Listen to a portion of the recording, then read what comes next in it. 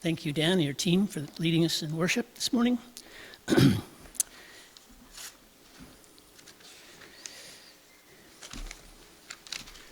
And welcome to chapter 2 of Wisdom. Thank you. Last week we talked about what is wisdom. And we came to the conclusion that wisdom, knowledge, discretion, and what's the other one? Prudence, that they are all a package deal. That we can't really be prudent unless we have knowledge and wisdom. It's hard to use discretion if you don't have some kind of a criteria by which we can make decisions, and wisdom provides that for us. We discovered that Jesus is wisdom. From the New Testament, we read those words from Paul. And Jesus for us is really wisdom personified. We want to know what wisdom looks like. We look at Jesus, we look at his life, we read his word. We also discovered that wisdom has character. And there are certain characteristics that wise people have. And we want to know what wisdom looks like. Well, we look for those characteristics. But today, I'd like to ask the question, how do we get wisdom? Where does it come from? And what are the benefits of having wisdom? And just a reminder that when we're studying a topic like this, like I mentioned last week, that we are jumping all around the scriptures. And today we'll be looking at Chronicles, Kings, Job, Proverbs, James. And in order to understand wisdom, I think it's really important that we search this book. And that's what I've tried to do for you, for us today. This isn't just one storyline like the life of Jesus. This is a topic that God has spoken to men and women throughout the ages, and I hope to be able to capture some of those gems that will help us to understand where we find wisdom. And we very seldom read from Job, but we all know Job is the one who... Am I coming through? We also... Yeah, it's not very loud. Anyway, we understand Job is the one who's absolutely lost everything.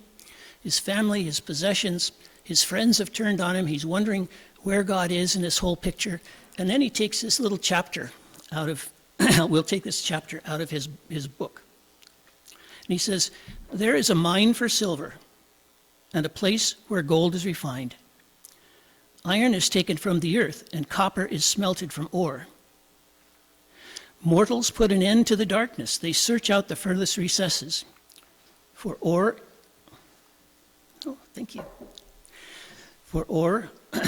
in the blackest darkness. Far from human dwellings they cut a shaft. In places untouched by human feet, far from other people they dangle and sway. Can you imagine dangling in a big shaft? I can't imagine what that would have been like. The earth from which food comes from is transformed below as by fire. Lapis lazuli comes from its rocks. Anybody here know what lapis lazuli is? I had to look it up. It's a blue rock. It's a very valuable blue rock. And Hunter, I'm surprised you didn't know what that was.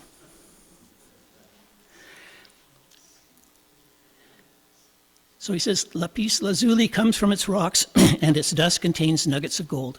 No bird of prey knows that hidden path, no falcon's eye has seen it. Proud beasts do not set foot on it, and no lion prowls there. People assault the flinty rock with their hands and lay bare the roots of the mountains. They tunnel through rock, their eyes see all its treasures. They search the sources of the rivers and bring to light hidden things. But where can wisdom be found? Where does understanding dwell? No mortal comprehends its worth. It cannot be found in the land of the living. The deep says, it's not in me. The sea says, it's not with me. It cannot be bought with the finest gold, nor can its price be weighed out of silver. It cannot be bought with the gold of Ophir, with precious onyx or lapis lazuli. Neither gold nor crystals can compare with it, nor can it be had for jewels of gold. Coral and jasper are not worthy of mention. The price of wisdom is beyond rubies. The topaz of Cush cannot compare with it. It cannot be bought with pure gold. Where then does wisdom come from? Where does understanding dwell? It is hidden from the eyes of every living thing, concealed even from the birds of the sky. Destruction and death, say, only a rumor of it has reached our ears. But God understands the way to it. He alone knows where it dwells. For he views the ends of the earth and sees everything under the heavens. When he established the force of the wind and measured out the waters, when he made a decree for the rain and the path for the thunderstorm, then he looked at wisdom and appraised it. He confirmed it and tested it. And he said to the human race, the fear of the Lord, that is wisdom. Having a relationship with God is wisdom.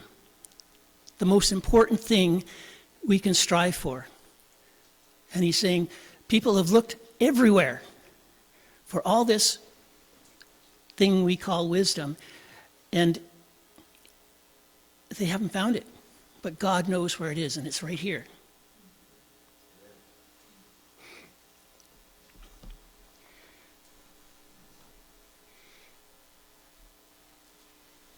So, God understands the way to wisdom, and we understand from our study that the fear of the Lord is the way to wisdom and knowledge. So how do we get it? One thing that we've been studying is the life of Solomon, and I think his life is an example to us of what would be, I guess, the ideal of how we can acquire wisdom and how we can make use of it. He was born into a family of godly, God-fearing people. King David, Bathsheba. And he was a son during a time when he was able to watch his father negotiate his enemies, the battles, the disappointments of people who have turned against him.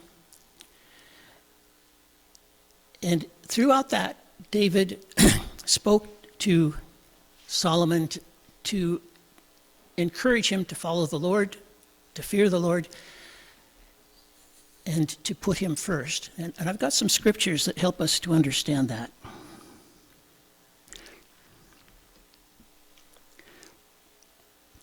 One of the first things that I think a lesson for us as parents, and certainly it wasn't my experience from my parents to say, you know, son, get wisdom. I never heard that.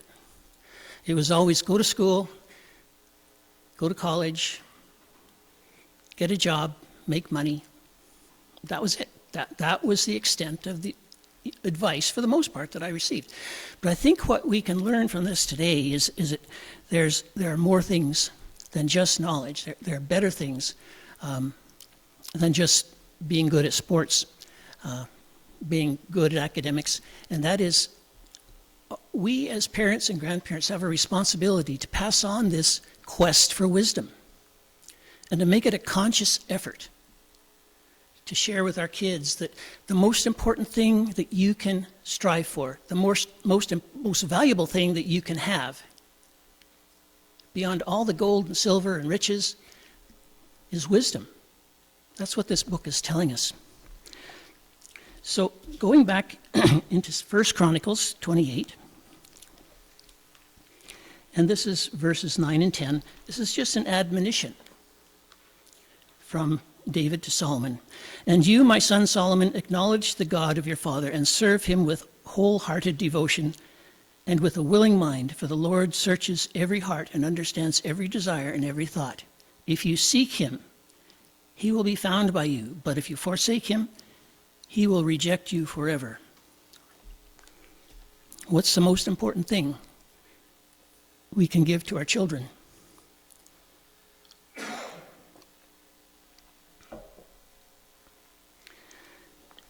Solomon says that teachings, parental teachings from wise parents, is also a part of this package. In Proverbs 4,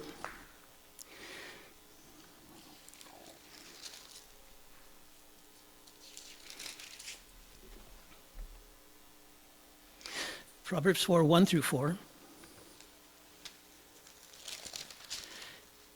Listen, my sons, to a father's instruction. This is Solomon speaking. Listen, my sons, to a father's instruction. Pay attention and gain understanding. I give you sound learning, so do not forsake my teaching. For I too was a son to my father, still tender and cherished by my mother. Then he taught me, and he said to me, take hold of my words with all your heart, keep my commands, and you will live. Get wisdom and understanding. Do not turn away from my words or turn away from them. Do not forsake wisdom, and she will protect you. Love her, and she will watch over you. Get wisdom. What better advice can we have for ourselves and to pass on to our children in a purposeful way?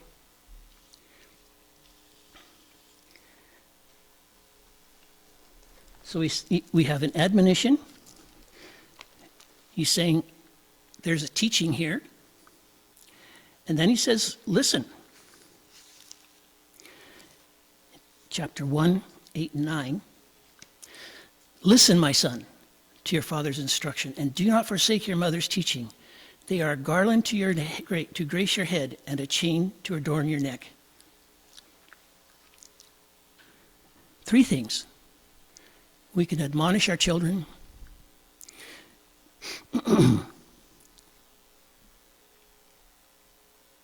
We can teach them. And we can listen. Listen ourselves and encourage our children to listen.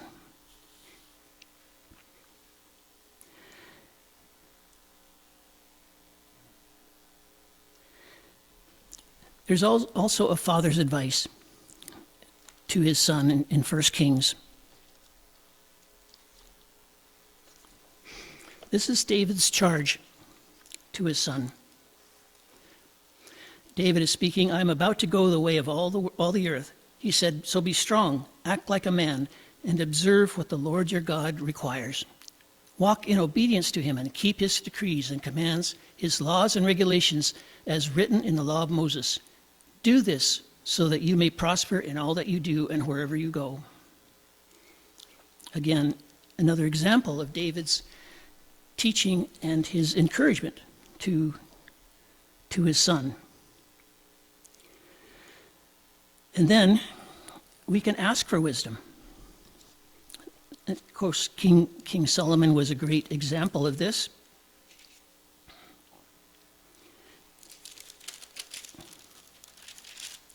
First Kings 3.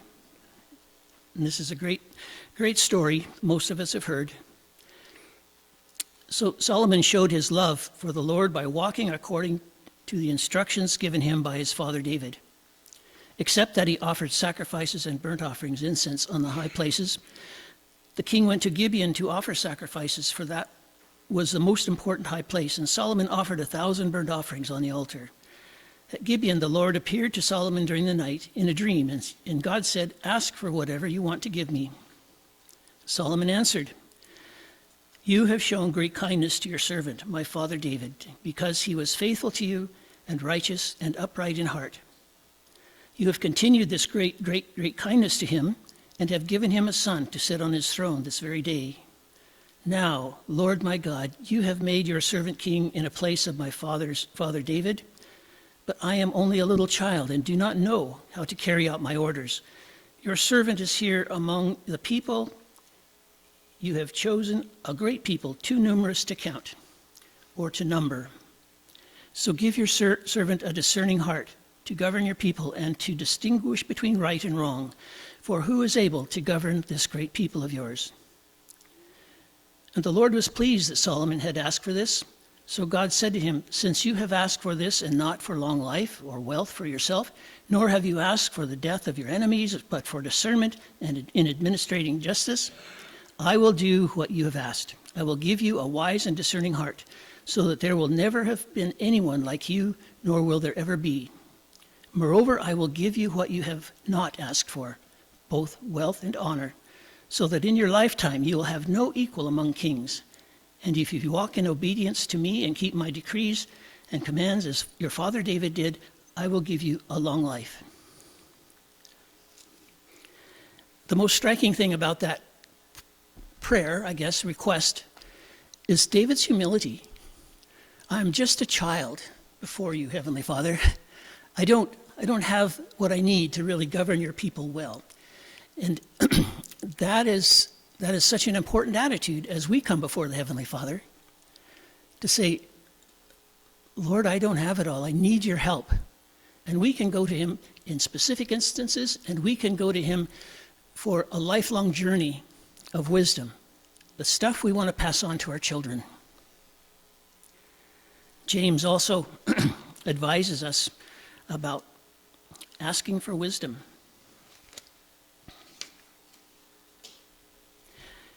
If any of you lacks wisdom, you should ask God, who gives generously to all without finding fault, and it will be given to you. Don't ask with a double mind. Ask in confidence. And so here we have humility, confidence, and to know the Lord is the beginning of wisdom.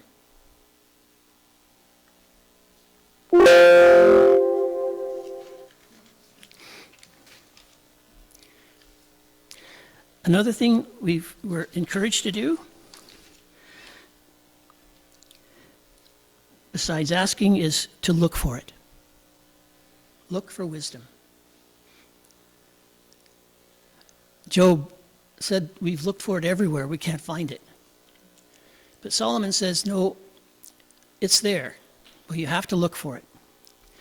In Proverbs 2,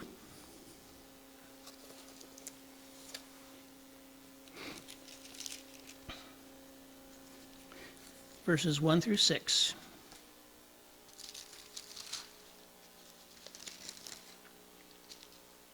My son, if you accept my words and store up my commands within you, turning your ear to wisdom and applying your heart to understanding. Indeed, if you call out for insight, if you cry aloud for understanding, and if you look for it as for silver and search for it as hidden treasure, then you will understand the fear of the Lord.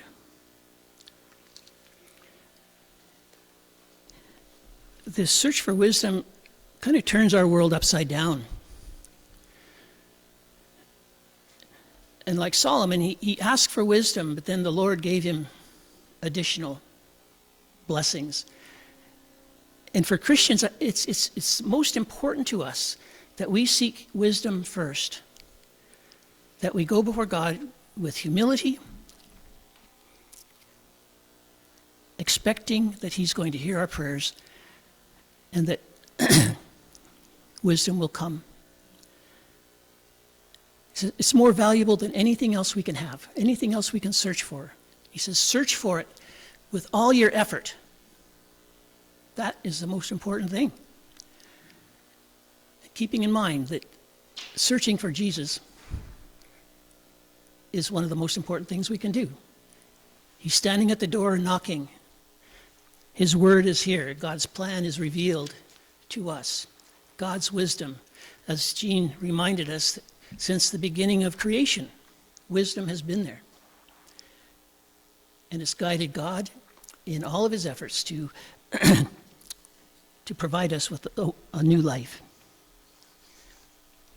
I'll just read one more passage.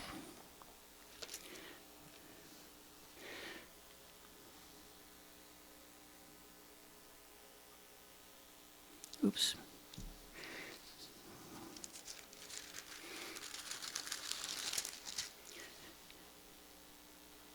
Proverbs 2, 16 or 6 to 12, I think.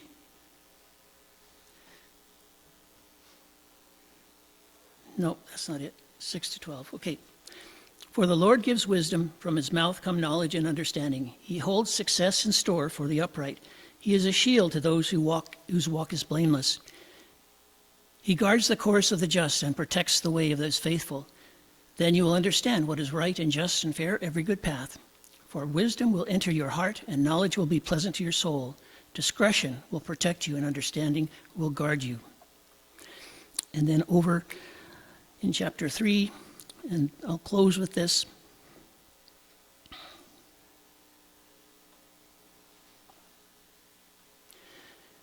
Blessed are those who find wisdom, those who gain understanding, for she is more profitable than silver and yields better returns than gold. She is more precious than rubies, and nothing you desire can compare with her. By wisdom, the Lord laid the foundations of the earth. By understanding, he set the heavens in place. By his knowledge, the watery depths were divided, and clouds let the dew drop.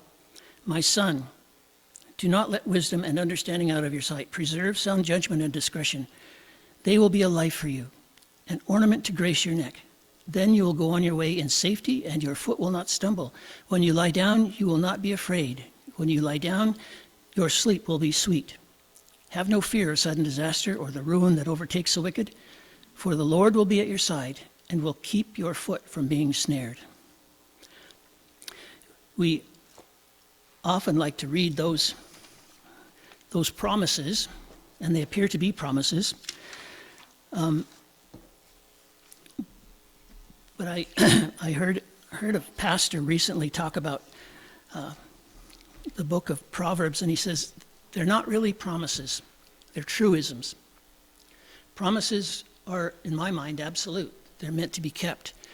But a truism is to say, if you work hard, save up your money, and manage your wealth well, then you will have a good and prosperous life. But the trouble is, you may die early. The trouble is, somebody may break and steal. The trouble is, all kinds of calamity can come and disrupt what you thought was a promise. A truism is a general principle. In general, if we do the things that Solomon is asking us to do, the results will be there. And we have to trust in that. We have to believe that he's faithful. And again, I think the two things we can take from this passage and study on wisdom is, what is it we can do as individuals, and how do we pass this on to our children and grandchildren? Because it's the most important thing. Amen.